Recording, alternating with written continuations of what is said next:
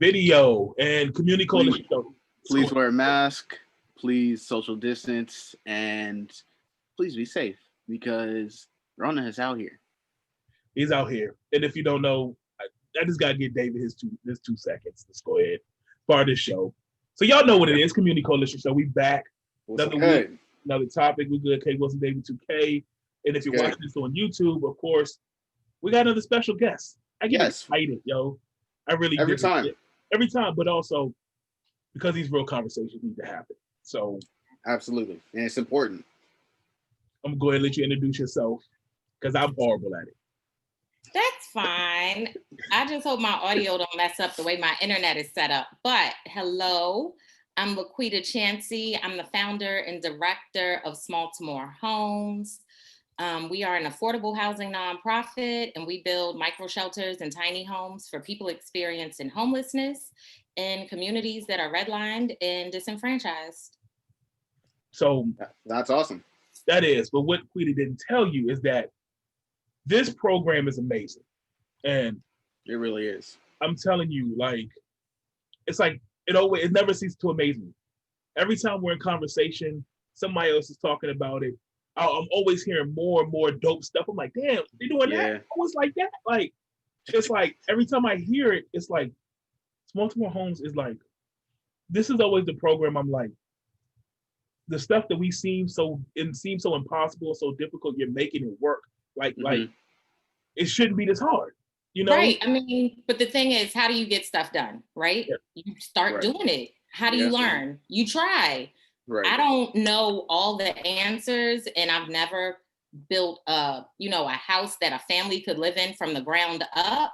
But I know that people exist that do it. And I know that the University of YouTube has taught everybody a whole bunch of stuff, one way or another, by hell or high water, resource or book. I'm gonna figure it out. And talk about it. People like you can come and help me. You know what? I don't have to know all the things. Yeah. And I think that's true. That is so true. Like, it's one thing I always explain to like people starting businesses, like, you're not gonna know everything. I don't care how experience everything. You're not gonna know everything, but that's why the resources are out there. So I want you to talk about how you get to this point in Baltimore. What got you started, you know? Yeah, absolutely. So in 2007 or 8, Baltimore had an online bidding service for tax lien homes. Me and my girlfriend were like, oh, let's go ahead and see what this is about. Let's buy a home. We had a couple $1,000s. I bid on a couple of houses. I got one of the houses. I drove past the house and I was like, what the hell did I just get myself into? It's a whole tree growing through this house. What am I supposed to do with this? I never bought a house before. So I accidentally bought a house, and then I ended up wholesaling it, not knowing then what wholesaling and real estate was, but that's what I ended up doing. I sold it to another investor for a couple. I think when it was all said and done, I made like $3,000 off of the deal. Yeah. And it was really intimidating and it took some time, but $3,000 for basically nothing, you know what I mean? Like, I was like, okay, let me figure out how I can really make something of this. So probably like 3 or 4 years later, I founded a company called Xavier Estates. We started by using my retirement funds from a startup company that I was working with. Essentially, they couldn't give their managers raises, so they kept giving us stock options. And then when we were purchased, I was like, oh, hold up, that's a check. Let me go ahead and cash that in. I'm done with y'all anyway. I've learned enough. Let me move on to my next thing. And from then on, it's really been not a vicious cycle, but it's been a continuous cycle of that. So I work with somebody or for a company. I'm a horrible employee in that way. Like, I'm working with you for my benefit, not for your benefit. Like, I need that W-2. I may need benefits for a second, but I'm only going to be here for long enough that when I go and apply for that next house, they're like, oh, you do have, a viable work history. But guess what? The money that I'm going to pay for that loan is already in the bank. It's already saved. And I'm going to quit this job as soon as you fund that deal. Okay? Like, this, I'm not here to work for you. This is just a tool to get me It's a into stepping the stone. system. Yeah, like I understand the way the system works and I just flow the way the system works. Like more importantly, my name is LaQuida Chancey. There is nothing about my name that says anything other than Black woman. Yeah. Because my background is computer science and IT, and that's a male-driven, white-dominated field. On my resume, it says LT Chancey.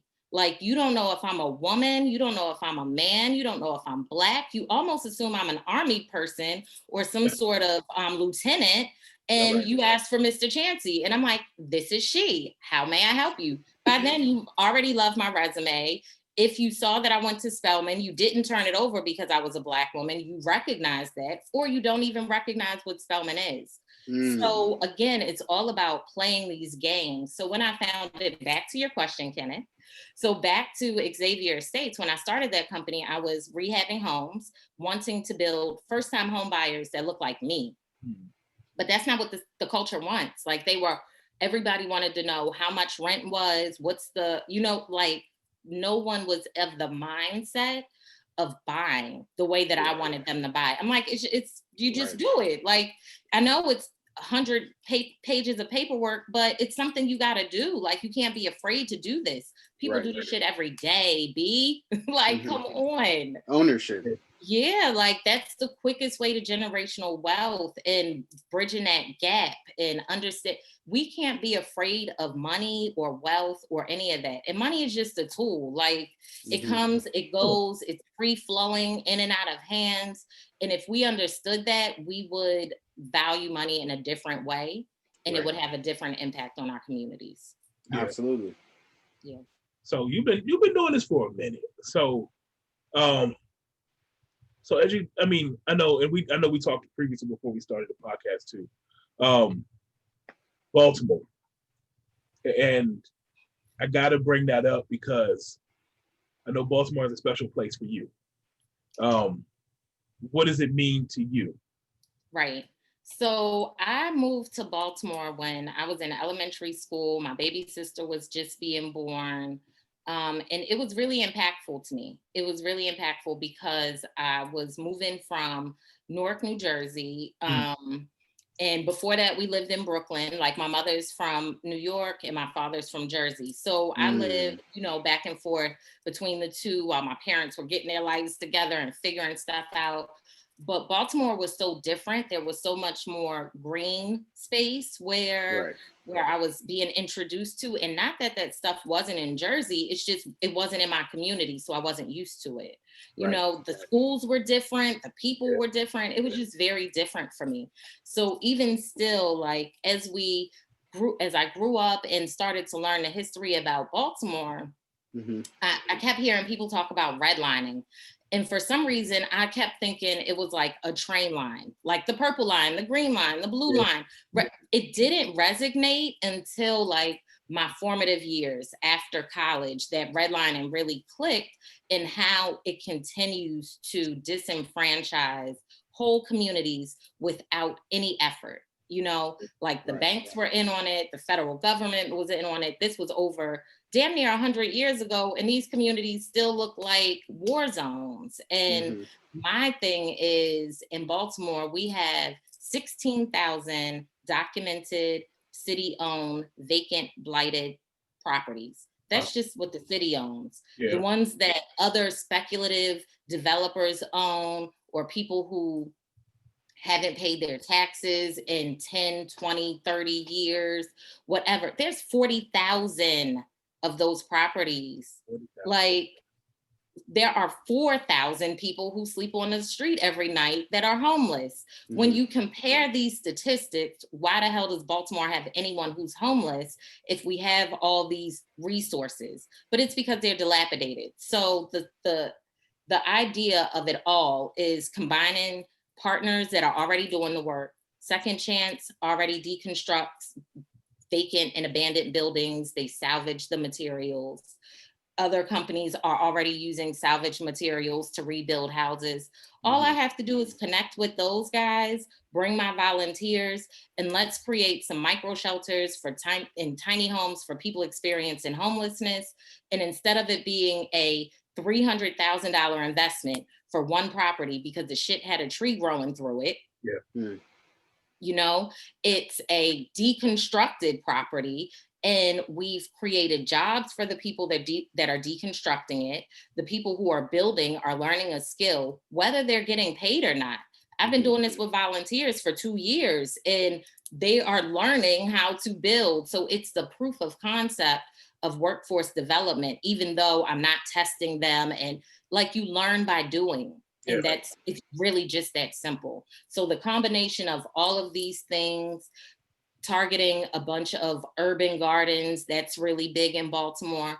But if I can put a micro shelter or two for people who are experiencing homelessness in an urban garden, guess what? They already have food. Now they have a resource, a house that they can put their belongings, storage, and probably it's a better transportation system than anything that we were going to put them anyway for whatever housing, group housing, because most of that is in Baltimore County, and it takes an hour and a half to get out here by train. So who's going to use that kind of resource? So really, I'm just trying to put together an ecosystem of smart community building and building resilient neighborhoods, you know? Yeah. So, I mean, those numbers, it's like, and I've heard you say those numbers before, and every time I hear it, it's just like, 40,000. Think about that. Yeah, it's a big number. Thousands upon thousands of places people should be able to lay their head. Absolutely. And you said at least what, 10,000 homeless? 4,000 documented. But you're probably right.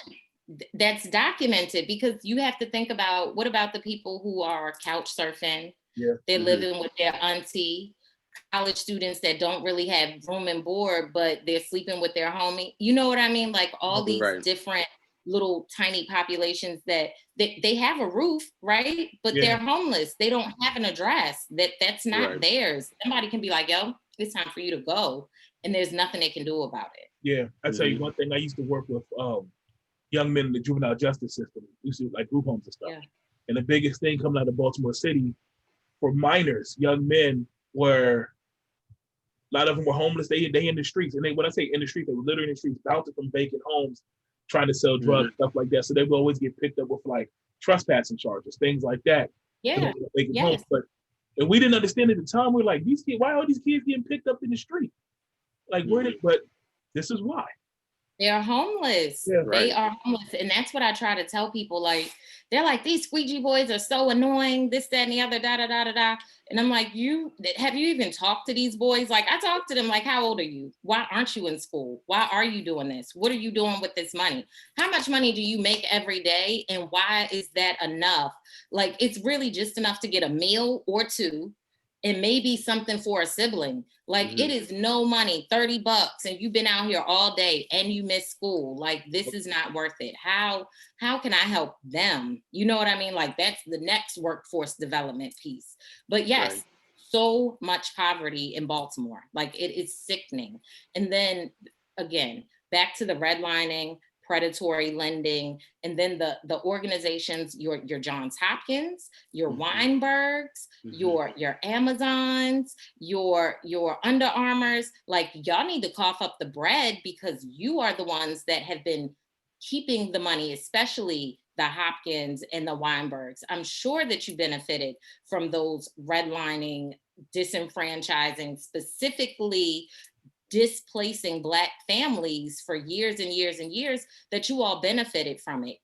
Granted, in 1920s, it was probably acceptable, right? But at this point, you realize you did something wrong. Like, it's almost like reparations. Run me my check. Run me my check. Please. And easily progress can be made by some of the decisions they made in the right direction. This is no-brainer stuff.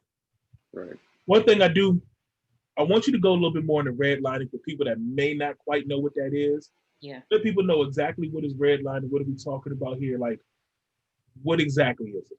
Yeah, so it was literally a group of white men that got together, looked at a map and said, yo, Black people live here. Let's draw a red line around it, right? Mm. So not every, but most city planning and urban development departments for cities, like you are making decisions for whole cities, right?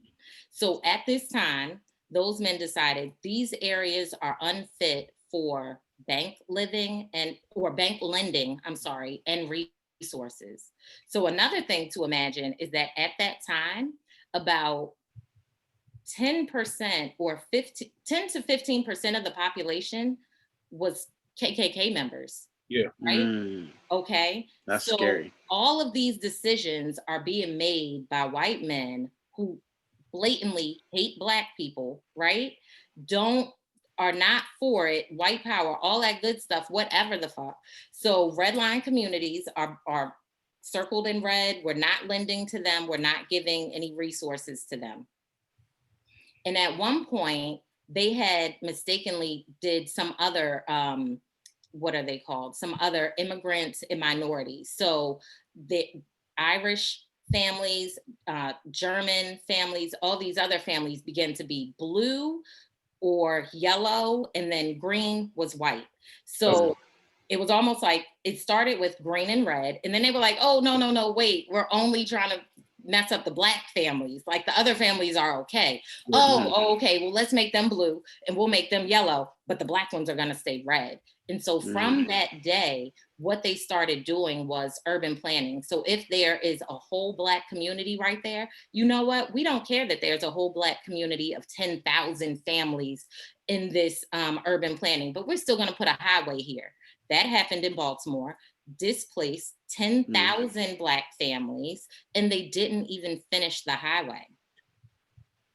And yeah, so in Ohio or Oregon, they did the same thing. They uprooted, thousands and thousands of Black families. But in a lot of situations, the planning of the shit was so poor that all they got to do was demolish the homes and uproot the community. The jobs were never finished. In some cases, the jobs never even got started, but they worked so hard to plan to drive shit straight through Black communities. And there was no regard for the fact that there were homes here, there were businesses here, there were schools here, there were communities that were living here because you ostracized them out of every place else. We were thriving, and now y'all said, nope, get rid of it. Yep. And today, those same communities still do not get the same type of lending, lending leniency. Let's say that they don't get the same leniency. The interest rates tend to be higher.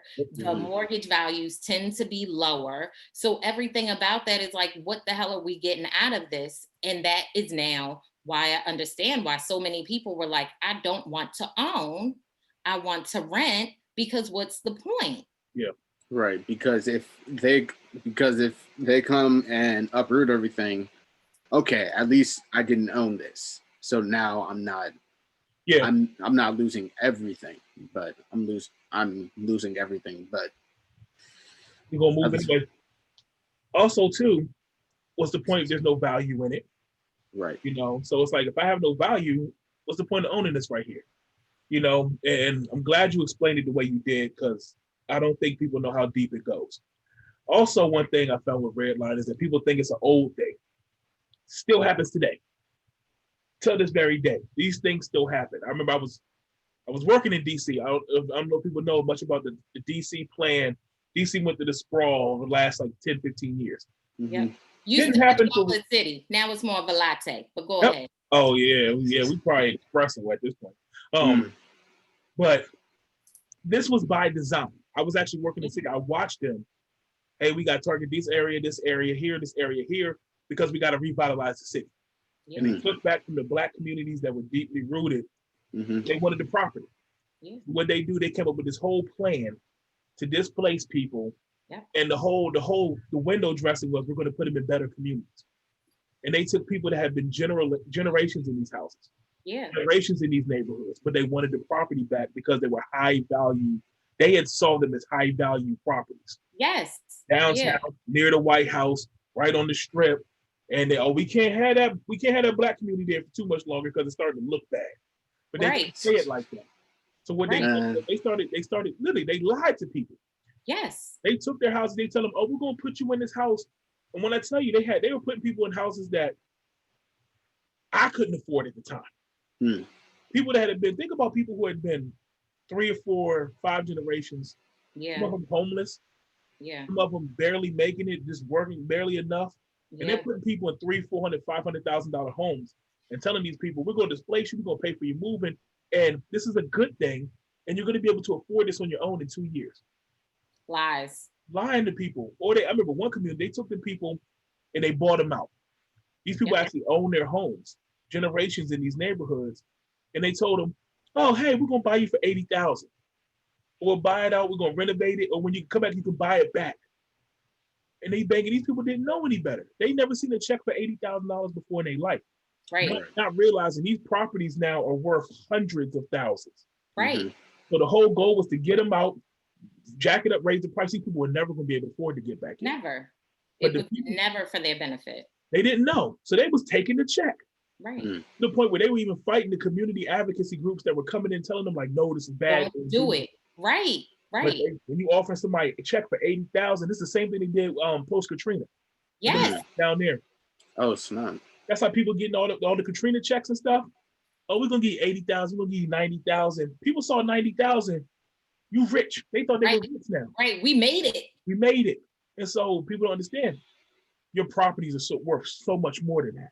But they was lying to these people just to get them up out of there. Yeah. And it happens over and over and like even today.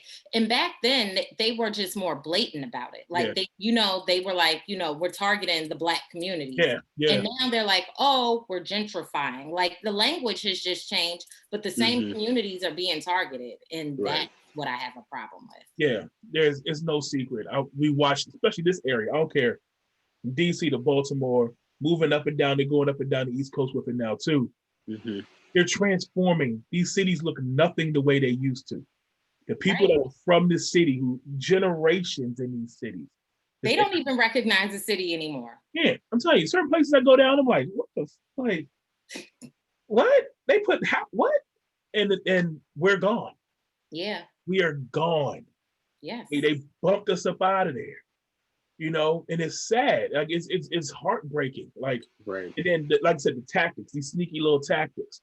We're improving the community. They say stuff like that. Oh, we're making it better for our community people to live here. We're providing services and resources.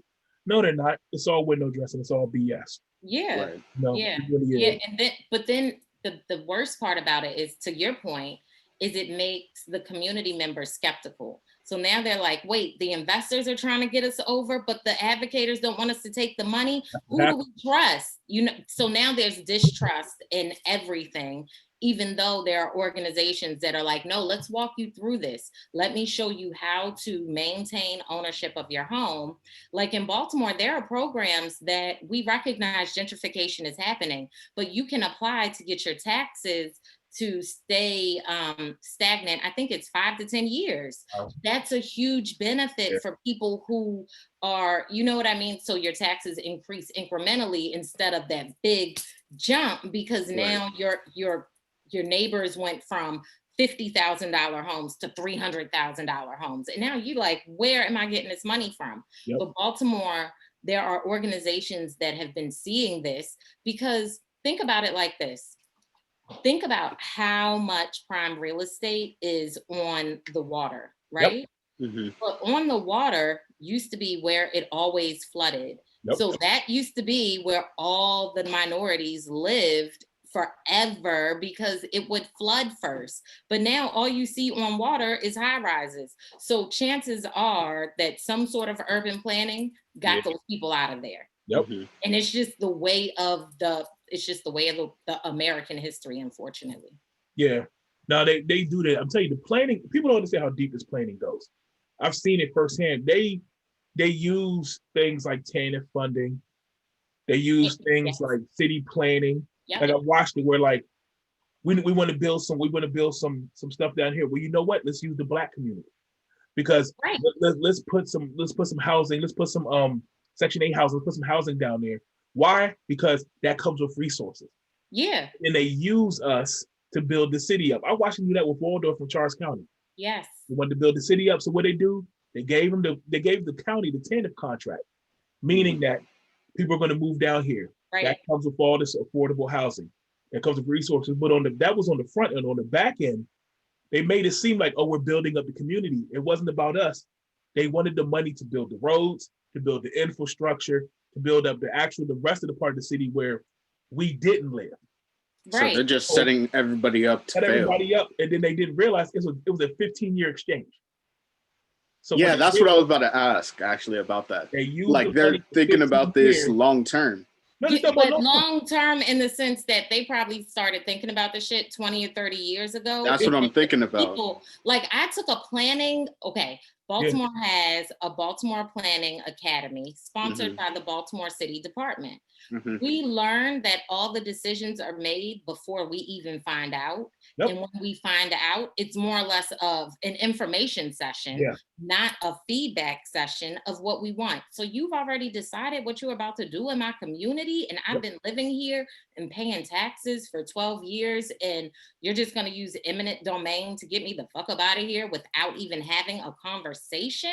Like, you don't even come to the community association meetings to see if this is something that this community even wants, because it doesn't matter, because you're getting such a good deal from your homeboy with the homeboy hookup at the planning and city department that was like, hey, we're going to be doing something in 5 years, putting $1 billion into this zip code. So you need to go ahead and get this. Go ahead and buy that parcel. That's what it is. Yep. It's crazy. It's all playing because they don't care what we think. No. That's what I'm saying. So like people say, even if they do the informative sessions, they do the town hall, they do those things. It's for show. It's all show. It's never for your input. And so we're like, well, wait. So we're like, well, wait. So by the time you tell us, you mean the contracts are already signed. It's already. The money is already decided. Like, why? It's already in place.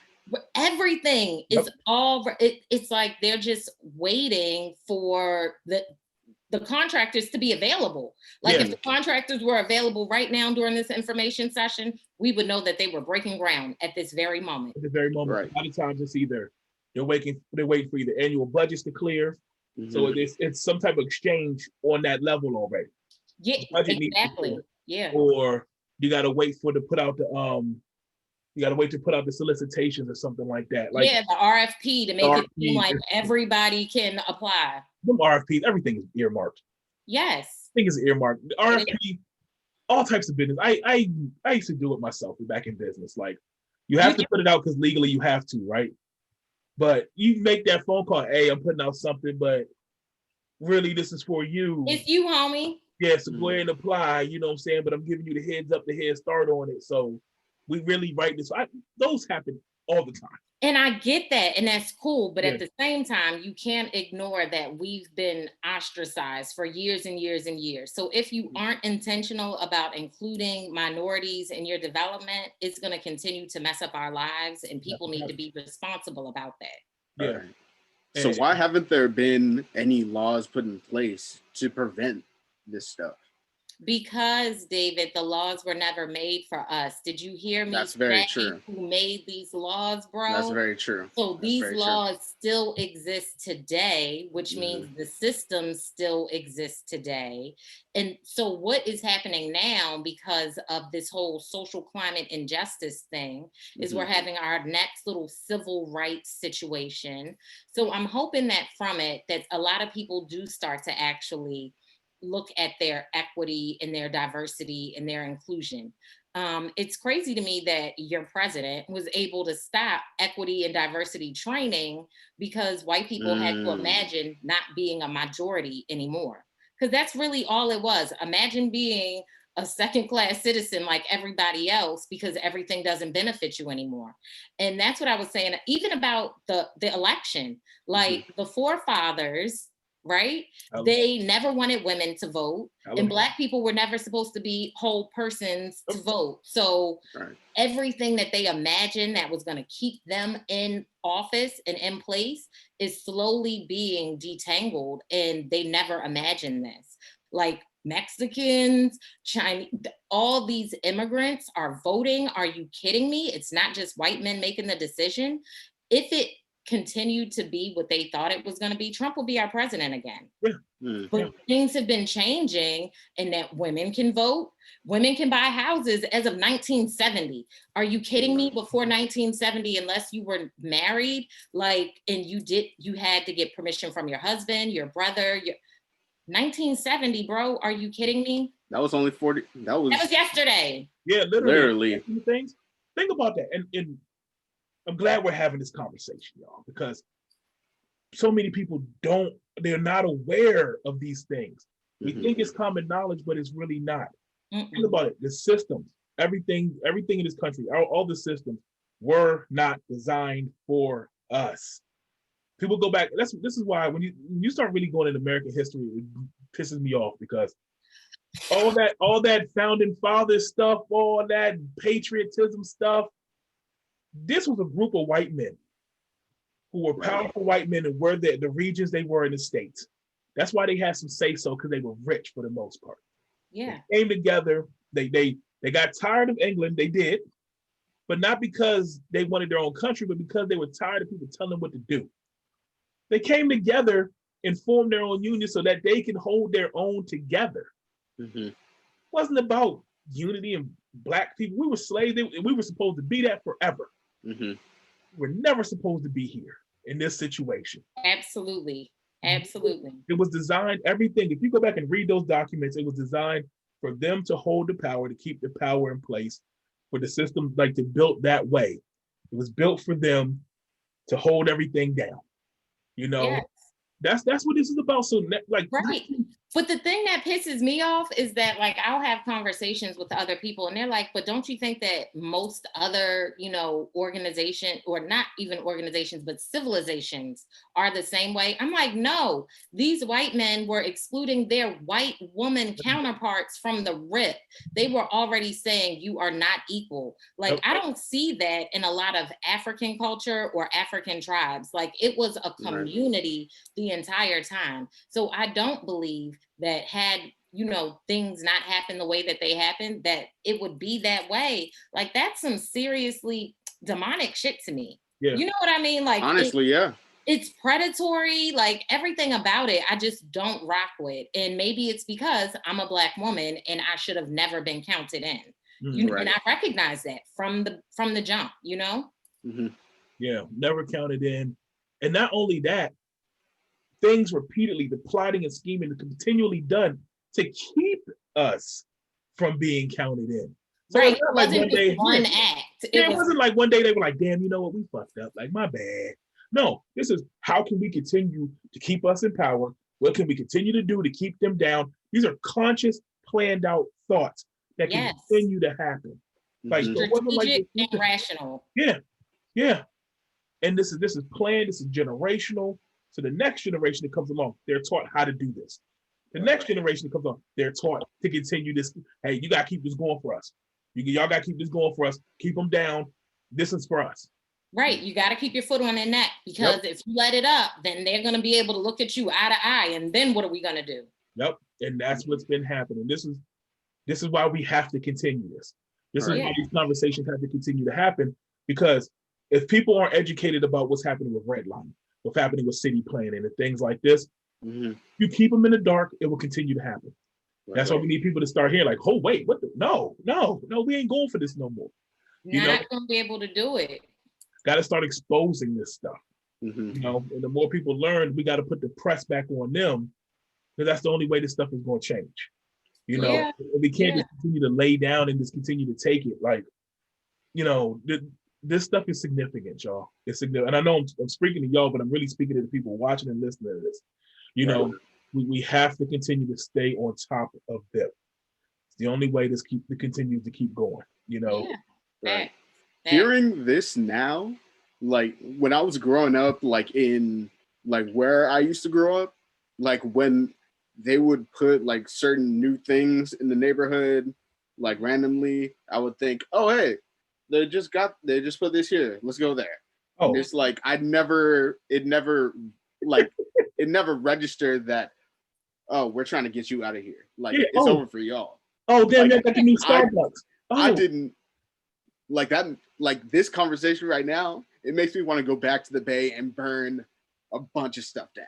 Because now you recognize it. Now you saw that they started with the street lights, and then they went to the infrastructure, and then they redid the streets and the sidewalks, and then green spaces started popping up, and then Black people started disappear like it was damn I don't know, the night of the secret bodies, like like the body snatchers, overnight, like Black people are just gone. Like where did that family go? Where did that family go?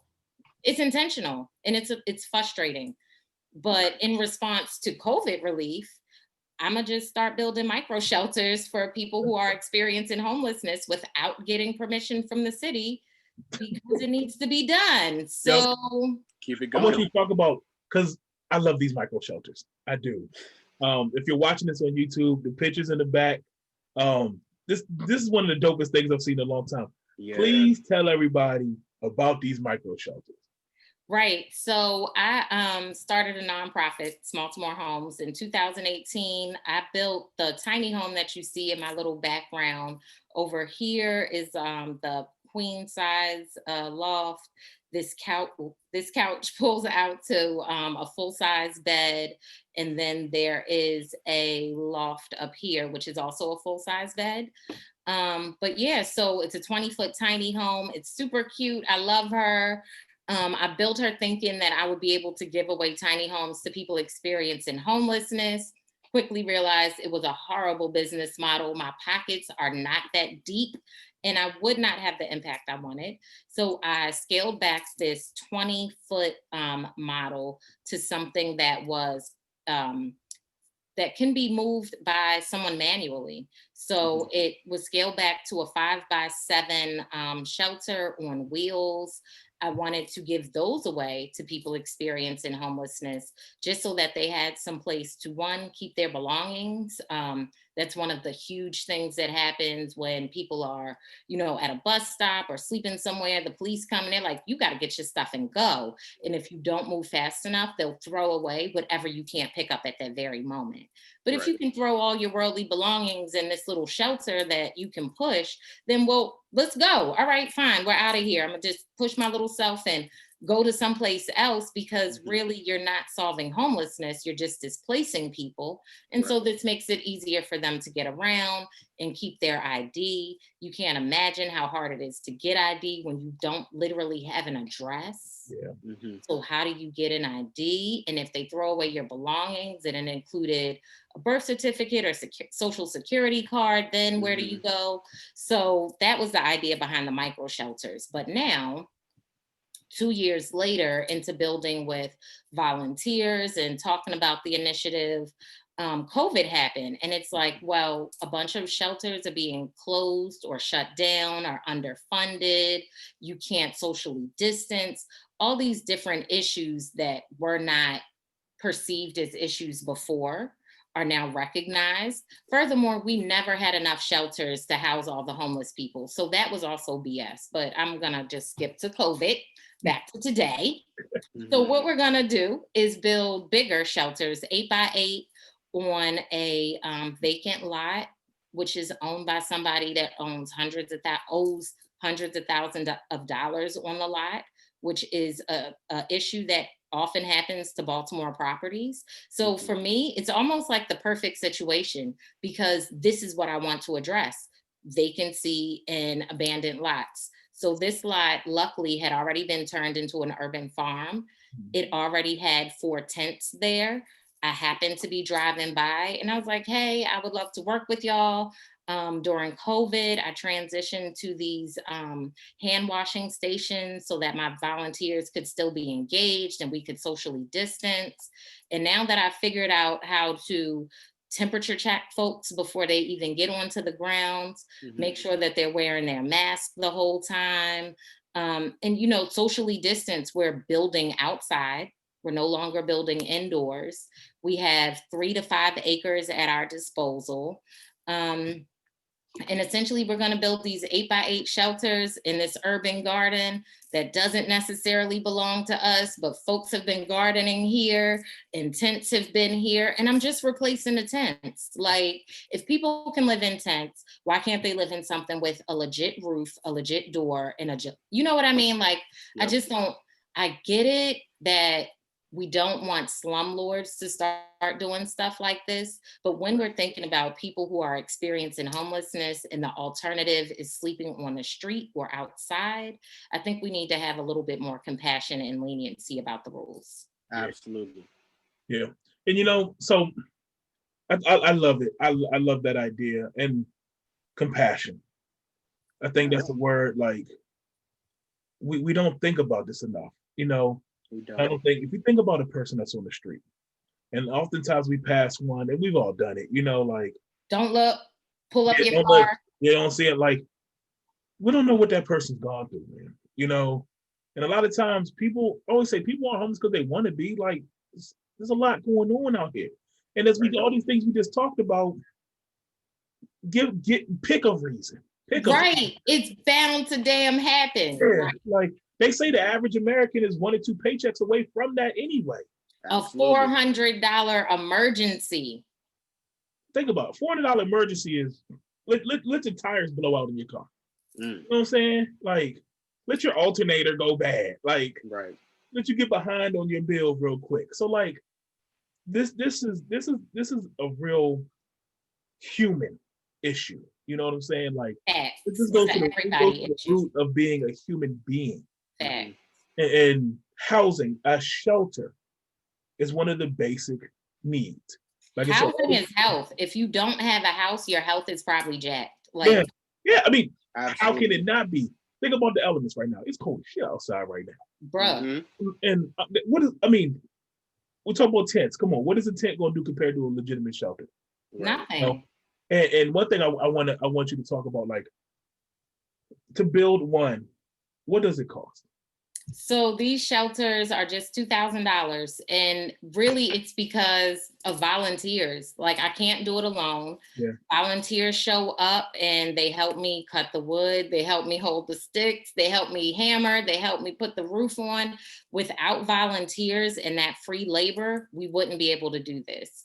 And I definitely wanted it to be something where if one person or a group of people wanted to have an impact that day, they could scrape together their $2,000, cut the check, and know that somebody is going to get a house. So this model suits my heart. You know what I mean? It's quickly impacting. We build with volunteers. It engages the community, but $2,000. Yep. $2,000, y'all. It's literally helping your fellow man just be able to live another day and, like, stay warm and just have somewhere to go. And you think about, like, sometimes I hate doing this, but think about what $2,000 is. Right. For some people that seems like a lot, but I always think about what we spend money on. Right. Mm-hmm.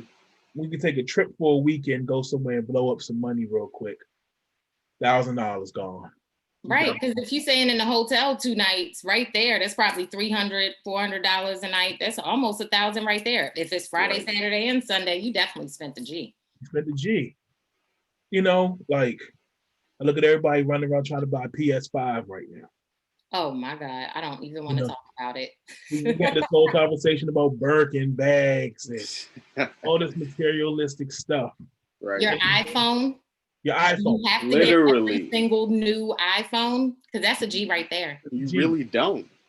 So we think about this stuff, and so, like, that's why money kills me, because people talk about money. It's always like the extreme. Oh, I ain't got none, but we find you got the new iPhone. We want, right? But you got it for what you want it for. Because if you don't have the new iPhone, you got them J's. Got the J's. You got something. And I know I'm guilty of it too. I am too. But that's why these moments we have. That's why these moments are important, because take a step back and reflect for a second.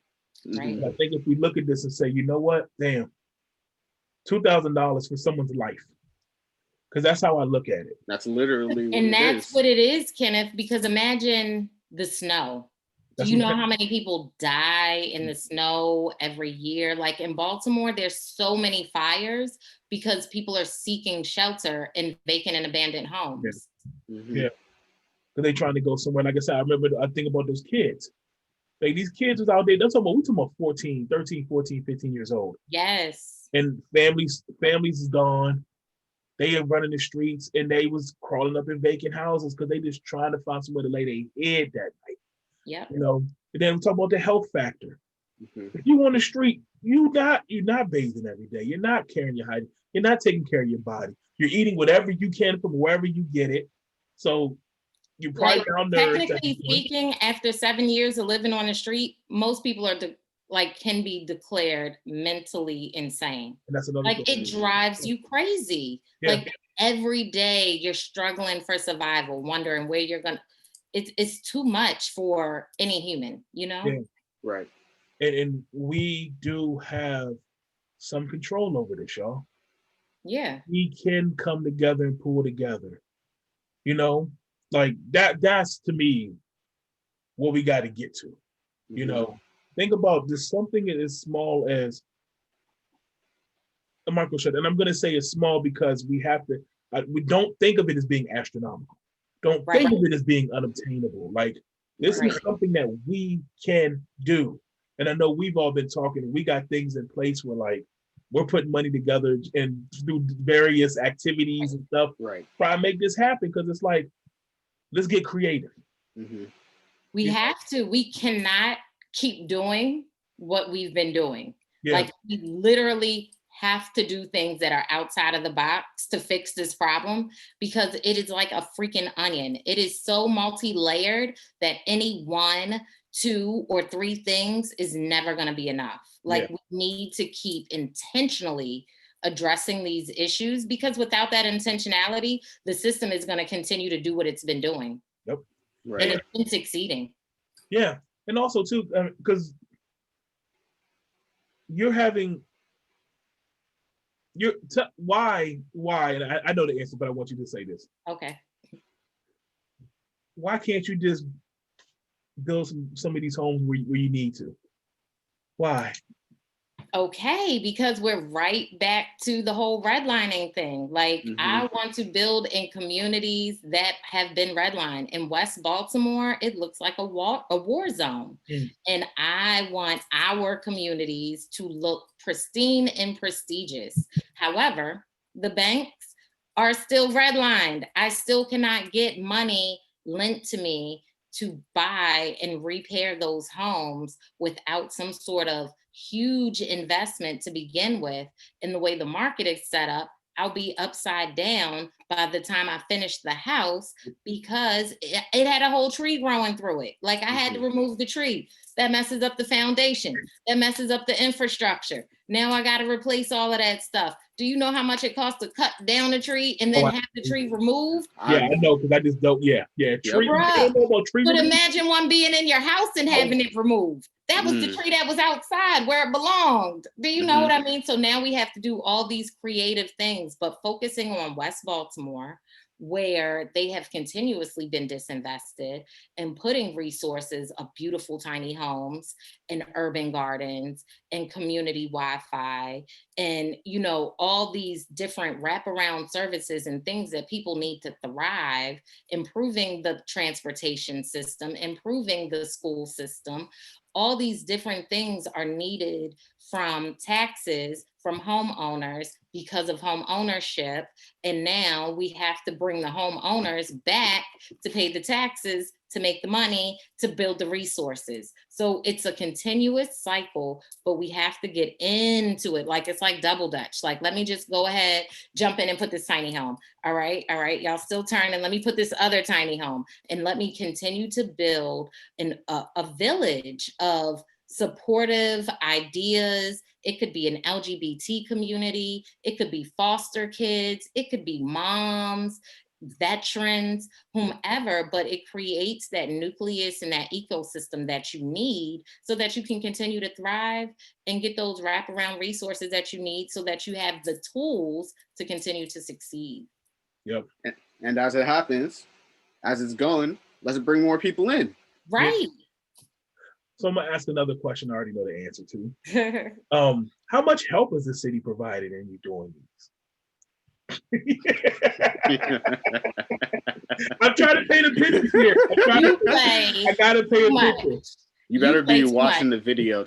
Right? So the city has not did much of anything, but I will say we have had a change of the guards. Yeah. And so now the older, more traditional thinking. Yeah. Perhaps has gone out the window, and maybe we're ready to try something new with a new younger mayor. Yes. So Brandon is doing this transition transition committee something. I applied because, Kenneth, you know me, I'm gonna do what I want, and then I'm gonna ask for forgiveness. So I'm gonna keep pushing forward. I'm gonna be in Brandon's space. And then when it's all said and done and we've survived wintertime and got through the spring, and I'm on this committee and have been, advocating for homelessness and tiny homes, I can say, hey, Brandon, by the way, I want to be honest. We've had this community for a year. It's been thriving. There were no incidents. No one had COVID. People are loving these tiny homes. Let's talk about how we can do this in a pilot and continue to create it throughout Baltimore. And then if they say yes or no, and I keep doing what I want. Yeah. Yeah. Well, sometimes numbers and data and stuff, you got to just do it sometimes, Right. Sometimes it's hard for people to come with them with an idea of hope. But if you come to them and say, we got something here already, take a look, man. Yeah. So jump on the bandwagon. Yeah. I had to ask that question because, again, I need people to understand that you're doing these efforts without, there's no government backing, ain't no people pouring money into this thing. No. You know what I'm saying? And unfortunately, that's not going to be the case because they don't view this as the problem, Right. So that's why I'm asking questions that basically. Oh, actually, I have kind of a serious question. Has the government tried to stop you? No, not yet. They don't even know that this is happening because I'm being really intentional. So we're building the frames north of Baltimore, 30 minutes outside of Baltimore, where I know the materials and stuff won't walk away. You know what I mean? Yeah. And we're building 4 things that I've never built before. So I honestly have no idea how long this is going to take. I am figuring it out as I go.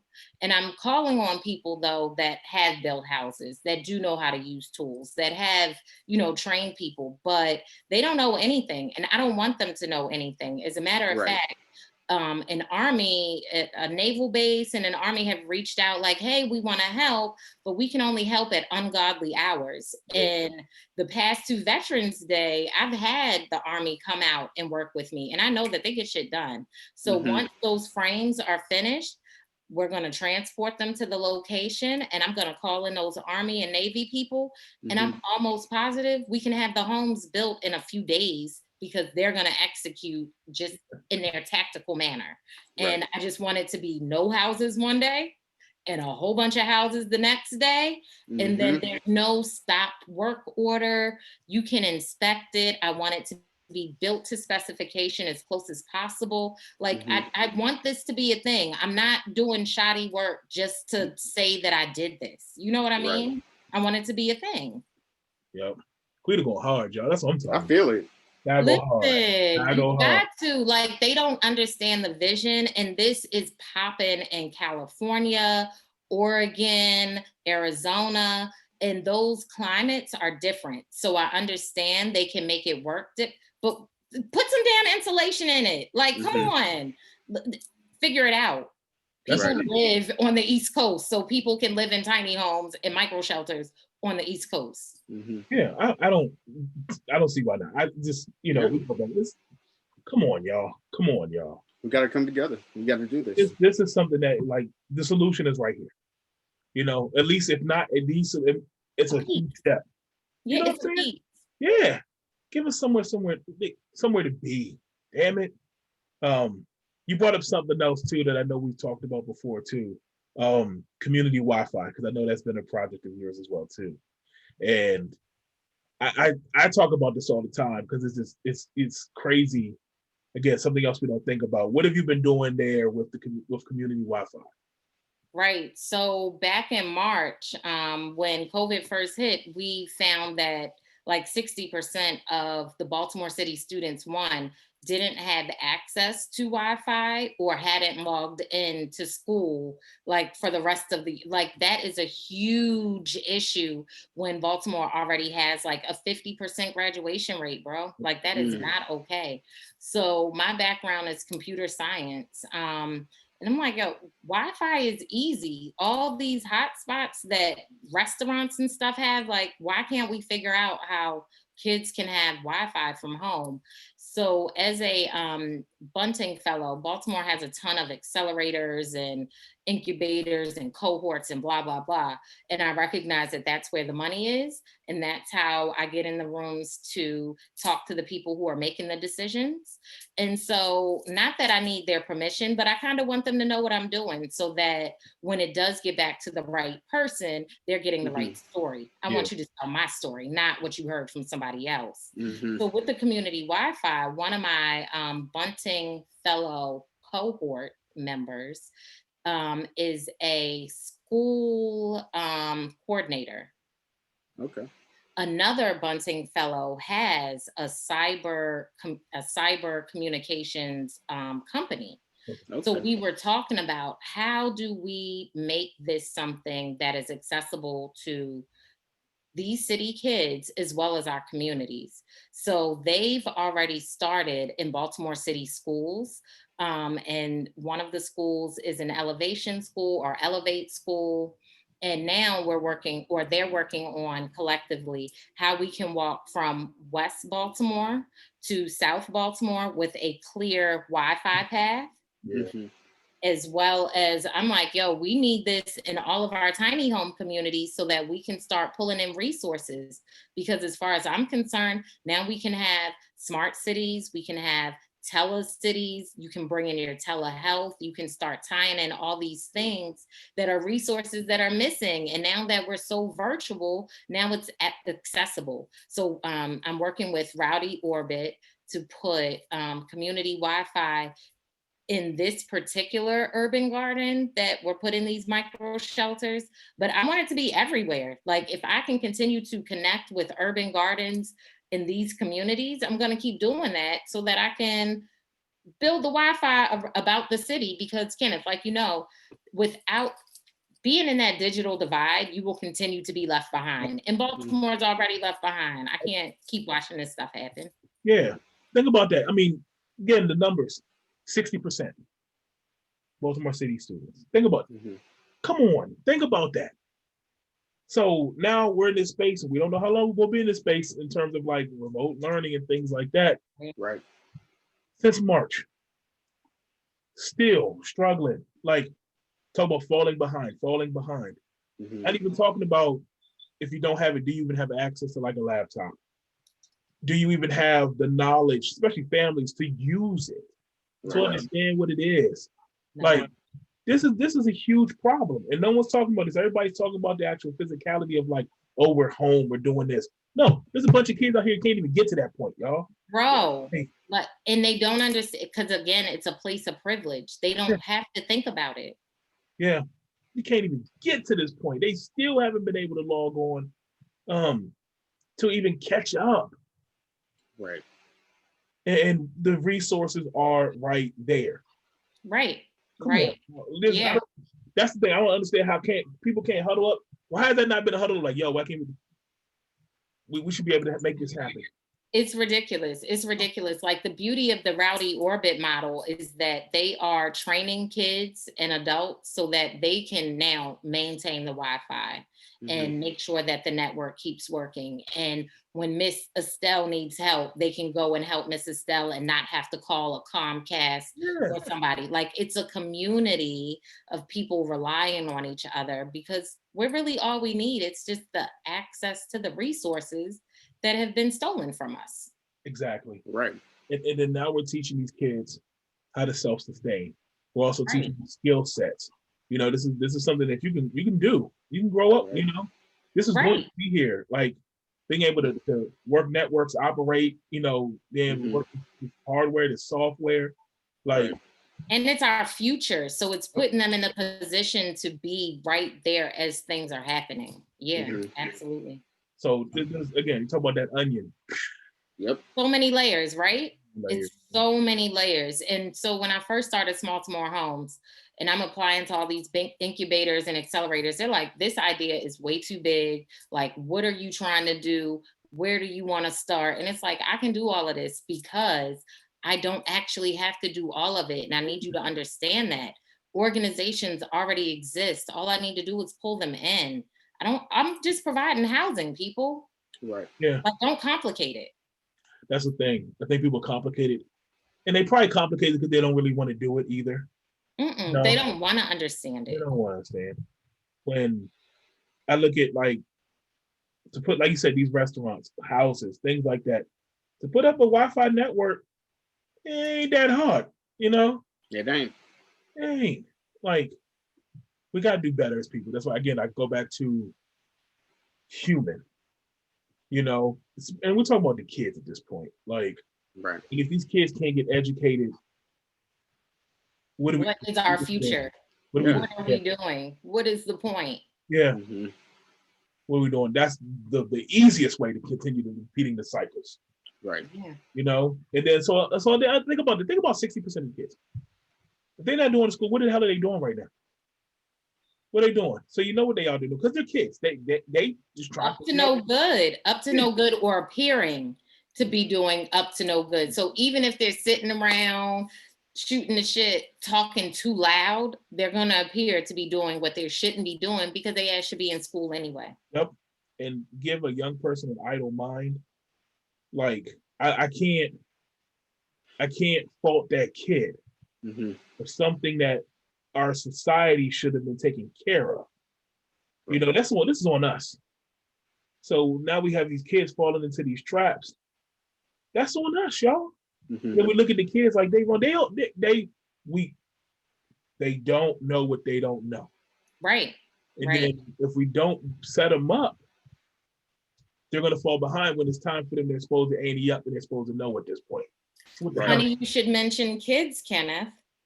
So I'm working with somebody on the UBC farm to start doing my little 3 Little Pigs remix so that I can start teaching kids about redlining and gentrification and homelessness even. But starting with, you know, that idea of the 3 Little Pigs, everybody knows that story, and just kind of building off of that. But you're right, like it's the kids that are suffering, and it's the kids that we need to focus on. Even with like building and buying a house, like I feel like the kids benefit from it the most, more than the adults. You know what I mean? Like we can thrive and make it work wherever, but kids, like they need that consistent environment where they feel like it's home and it's safe and you know what I mean? Like these things are important. Yeah, I think about kids, like got kids moving around, environment, schools. Like I said, we're stable. We can adapt. Right. They don't quite have that yet, you know. Right. Especially to the point where it doesn't affect their mental health as well too. So, you know, changing schools, changing neighborhoods. People don't understand how serious that is. Change the neighborhood on the kids, see what happens to them. You know, bro, it's a big deal. It could be a big deal, especially if they have like, if they're socially awkward or have issues making friends, or do you know what I mean? Kids are evil. Yes, absolutely. Evil. When I moved here, they were making fun of the way I talked. And I said, well, y'all talk funny because y'all talk country. Yep. So I just learned to be snappy and flip it, okay? That was but not me. all kids have that. Go ahead, David. That was me because I moved here from California and they said you talk white. Did they tell you talk white? I've heard that my whole life. Yeah, me too. It's so annoying. Yeah. Right. Yep. So again, that snowballed down for young people. But also, I'm thinking about it in this sense. You give kids Wi-Fi so that they're able to do school. Eventually, they'll learn how to create the resume. They'll be able to apply for jobs. Where do they apply for jobs? Online. How do they do it online? They get their resume. They send it. They email it using Wi-Fi. Well, you know what? We talk about Wi-Fi and internet in general. Think about how much of our world is dominated by the use of the internet. Right. Like, remember I was telling you, David, 100% of it. Absolutely. Remember last week I was telling David the power went out, right? Was that last Monday or something? Like, yeah, that was. We had a storm here, power went out. Mm-hmm. Dun, dun, dun. Yo, I thought the kids were going to rise up and kill us. They were in the middle of school. I was working. My wife was upstairs working, and like power goes out. Mm-hmm. And it wasn't, the first thing wasn't, because I could hear them. It wasn't that the power went out. Oh my goodness, his power went out. No, first thing they said, the internet. Where's the Wi-Fi?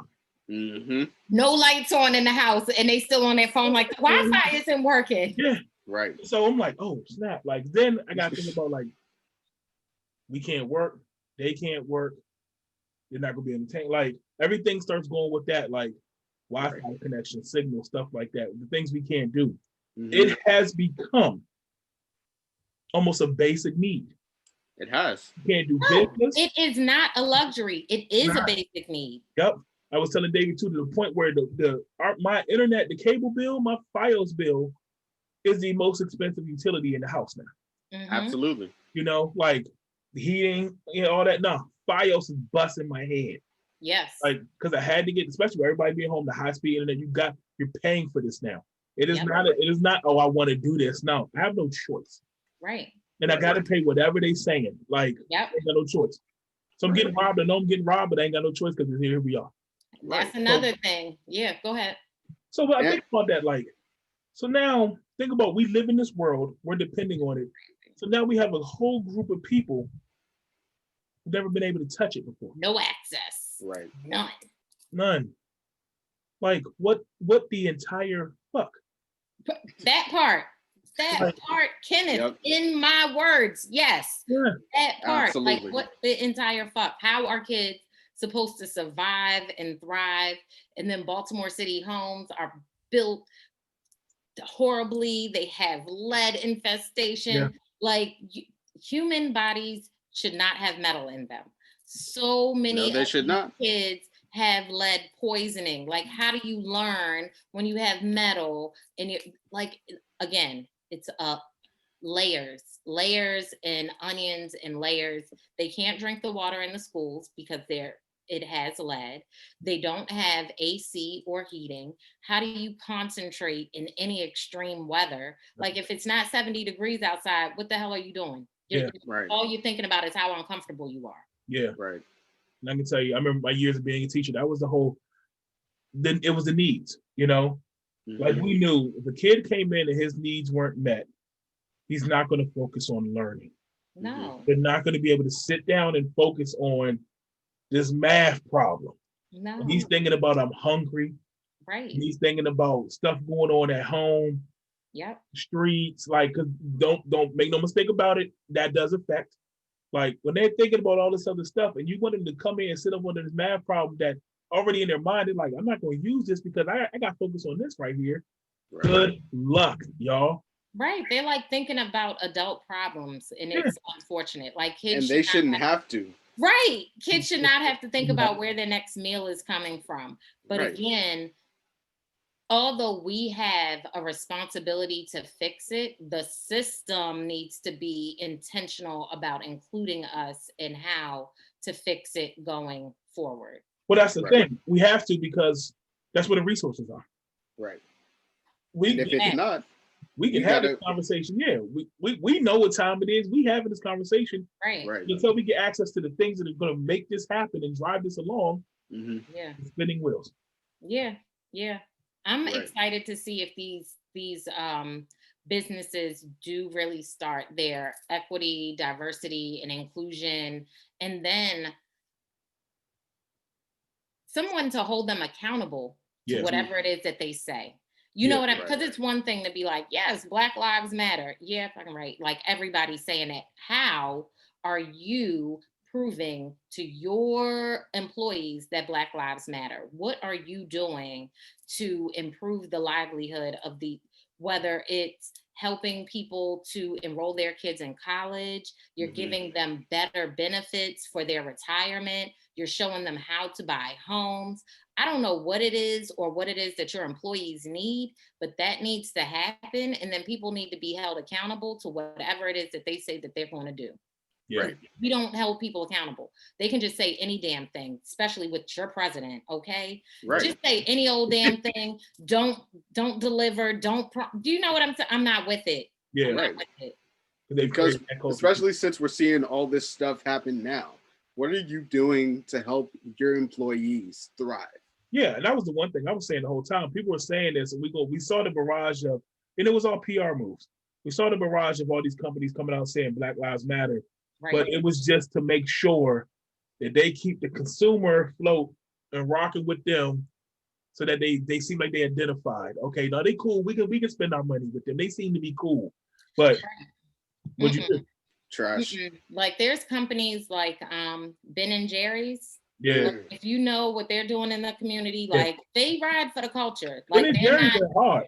Hello, like that's the kind of company that, you know, most of these bullshit companies need to try to emulate, work towards something, talk to these bros. Like something needs to change, because what we're doing now is I just can't. Right. Yeah. I think wasn't Ben and Jerry, were they out there actually like protesting themselves? Ben and Jerry, they were. Like, yes. That's like, and again, and my thing is too, y'all talking about this stuff, but when have you gone down and talked to your Black employees? Right. Have you gone down and asked? You know, because everybody thinks they know up here. Right. And you don't know what to your point, Kenneth, like if a kid came to school and they didn't have breakfast, they're not listening to anything that you're saying. So you start with breakfast. As a teacher, you're probably thinking, oh, he needs a pen and pencil. No, ask the kid what he needs. The kid needed breakfast.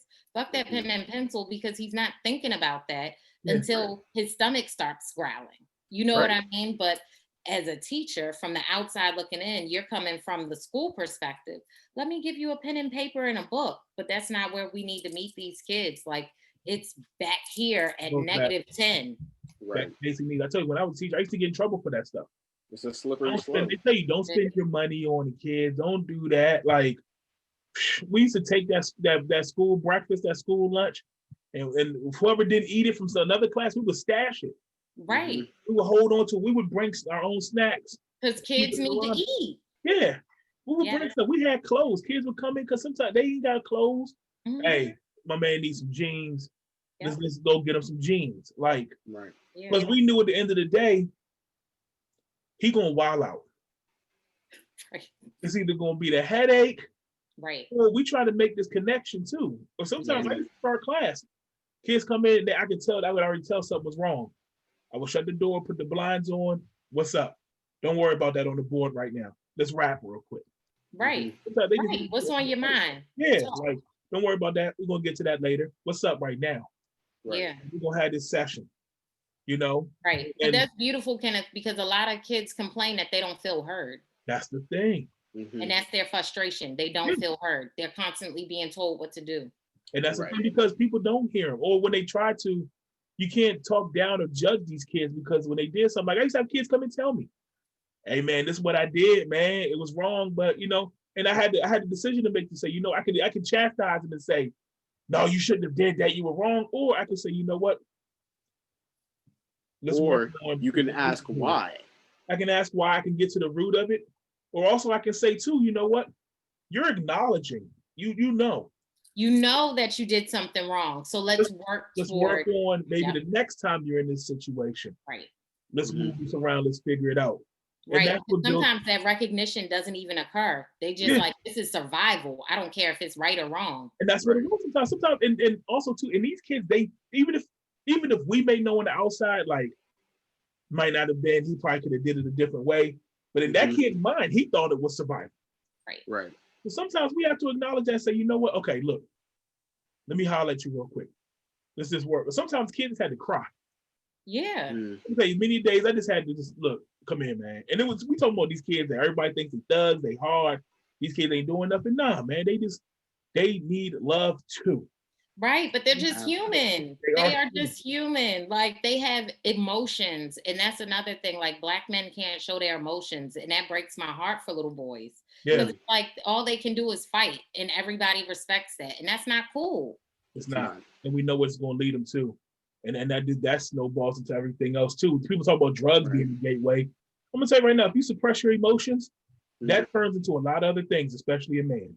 It does. Oh, like that creates stress, that harbor, that is bad. You know what I mean? It's just bad vibes all the way around. You don't need that negative energy. Yep.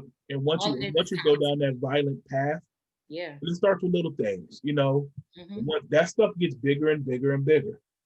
They start off punching the wall. Next thing you know, you throwing a chair. Next thing you putting your hands on somebody.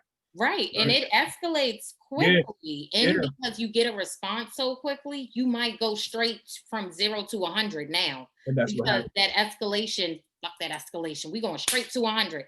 Get to the money. And it's like, no, baby, calm down. Like we're on your side. Like, let's talk through this. The kids realize too, positive and negative attention, I just get attention. It's attention. It's attention. Most kids realize the negative stuff is way easier. What do they do? They pop off. Absolutely. Because I went through this in school because I saw it all the time. Everybody, like most people, just wild out. And it was because the teacher wasn't listening to them. Yes. If you acknowledge the kid and you listen to what they say, they'll talk back to you. Like it's a simple thing, but simple. Even like with toddlers that are like, mommy, mommy, mommy, mommy, daddy, daddy, daddy. It's just like acknowledge the kid and they shut the hell up. Yes. It can be so simple. Sometimes you know what? Like sometimes they got to get it out too. Right. Yeah. Sometimes sometimes they just, because especially if you're not getting it out at home, if there's no one else around, sometimes they want to they do it somewhere. So I used to have the kids with the class clowns, and I knew they were the clown because that was their way of fitting in. Right. I had kids, especially for our young Black boys, who, because of the system, they were already deemed as low. Yeah. They already deemed as behavior problems. Yeah. Right. Sometimes that was their way. I had one kid, I remember that was his way of fitting in. He was a clown. So sometimes I had to give him a little hour. And we used to do like a little talent show. Hey, go ahead work. Hey, you do that thing, you do that, go ahead and dance. And he would be so happy. He'd be in there pop rocking and stuff. But it was like he had to get it out. That was his way. Right. He still had that energy. He had the energy, but also that became his way of fitting in. Right. So I remember at the cafeterias, they would let him perform during lunch. And because he wanted to be a comedian, he would crack jokes. And so it was like, you know what, cafeteria, because we always had the teacher on the mic yelling at kids. Right. So let them get the mic for a couple minutes and let them tell some jokes. I love that, Kenneth. I love that. Like just giving him a platform for whatever. Absolutely. To him. I love that. And so all that to say, like, the many solutions are out there sometimes. Yeah. Right. But we have to be open and willing to be flexible enough to work through them. Right. Problem with homelessness, problem with our young people, even all these problems, we're working through them, you know? Yeah. And so I know we're having this conversation, and I think, you know, hopefully people are hearing this, people are watching this. And the message we're all trying to get at, we're saying the same things, you know, it's just work through it. Let's do it. You know, don't be afraid of it. Don't feel like it's daunting. We work one task, get another. Yeah. That task, let's hit another. And we keep working these problems. These problems may be bigger than us, but we can start making steps on them and chomping at some of these things. Right. Something as significant as a micro home. We think it's, oh no, micro home. Let's get one. And then we're gonna get another. Right. Just start with one. Then we're gonna get the Navy, we're gonna get the Army, they're gonna drop in a couple of them. You know what I'm saying? Right. Somebody else is gonna hear about it, they're gonna bring one. You know what I'm saying? So it's like all this stuff is just trial and error. And it is. And it really is. Yeah. We'll work it. Hey, see if it happened, we can go and get another one real quick. Right. It really is. Like, people don't understand that you only fail if you stop trying. Yeah. Right. Because if I fail, like, I just fail better the next time. I just fail closer to my goal the next time. And I just keep trying. Like, what else is there to do? Exactly. Aaliyah said, if at first you don't succeed, try again. There it is. Dust yourself off. Try again. Hello. Yep. So, R.I.P. Aaliyah. Yeah. That part. I know we can sit here and talk all day, Queen. I know you got things to do. I'm not trying to hold you too much longer. But I wanted to give you a space real quick. One, just let people know how they can find you, how they can reach you. And, I always like to ask if any advice you could give the people out there, especially in your city that is trying to do something. Yeah, absolutely. So I am Smalltimore Homes almost everywhere. 2 L's in Smalltimore Homes. I don't like talking on the phone, but I do answer all the emails to the website. People can get involved by going to smalltimorehomes.org and checking out our events. We're going to build every Saturday until our 4 shelters are finished, with the exception of the Saturday after Thanksgiving. I won't be there, but I'm sure the church will be there. And for people that want to get started, I would say don't start by yourself. Like, tap into a community that already exists. Whatever it is that you want to change, find an organization or a nonprofit that is already doing that work and volunteer with them. See how they operate. For example, I would not have started Smalltimore Homes if there was already an organization doing this work. But as a volunteer, I've always volunteered. I don't have kids. I've been out of college since 2004. Like, I'm not about to, indulge in a whole family right now. Like, that's not where I see my life going. But volunteering and traveling, that fulfills me.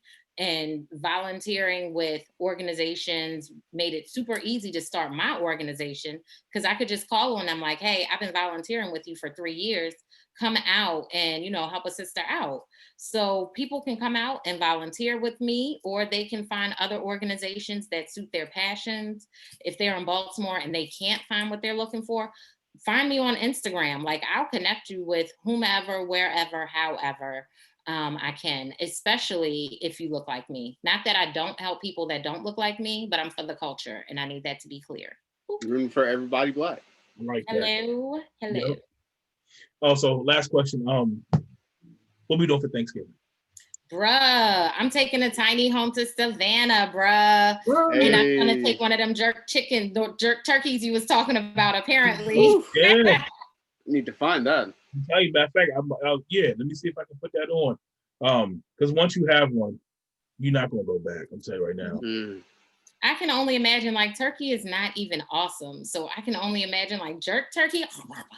So I could do a whole podcast on the jerk right now. But I'm gonna wrap this up. Don't go anywhere. Let me close this out. I mean, I ain't really got much to close out. It's Community Coalition Show. You already know what time it is. Right. So check us out, communitycoalitionshow.com.